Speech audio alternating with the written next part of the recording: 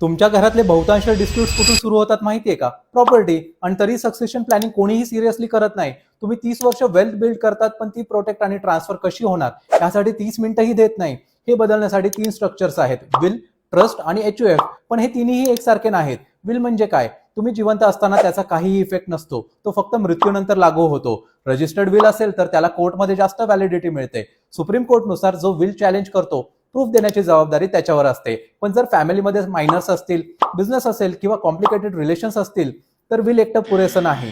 HUF बद्दल जाणून घेऊयात. तो एक वेगळा टॅक्स एंटिटी आहे, पण रिस्क आहेत: क्लबिंग ऑफ इन्कम, कंप्लायन्स आणि पार्टिशन. एकदा फुल पार्टिशन झालं की HUF संपतं आणि सुप्रीम कोर्टनुसार पार्टिशन नंतर जे शेअर्स मिळतात ते पर्सनल प्रॉपर्टी बनतात. म्हणजे कुणीही आपला हिस्सा फ्रीली सेल किंवा ट्रान्सफर करू शकतो. आणि आता ट्रस्ट समजा.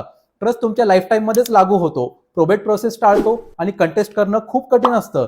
सिंपल एक्झाम्पल: जर स्पेशल नीड्स असलेलं चाइल्ड असेल तर एक्सपर्ट्स प्रायव्हेट इरेव्होकेबल ट्रस्ट सजेस्ट करतात. पेरेंट्स ट्रस्टी असतात आणि त्याच्यानंतर कंटिन्युटीसाठी सक्सेसर ट्रस्टी ठेवले जातात. आणि सगळ्यात मोठी चूक काय?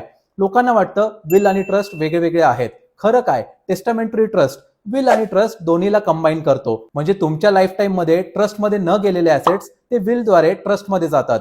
रिअल वेल्थ प्रोटेक्शन मृत्यूनंतर सुरू होत नाही. तो डिसिजन तुम्ही जिवंत असतानाच घेतला पाहिजे. कमेंट करा लिस्ट आणि मी तुम्हाला देईन सोपं सक्सेशन प्लॅनिंग चेकलिस्ट, जे फॉलो केल्यावर प्रॉपर्टी रिलेटेड फ्युचर प्रॉब्लेम्स टाळता येतात आणि फायनान्शियल प्लॅनिंग व्यवस्थित करता येईल. आणि अशाच कंटेंटसाठी व्यापारी मित्र रोहितला फॉलो करा.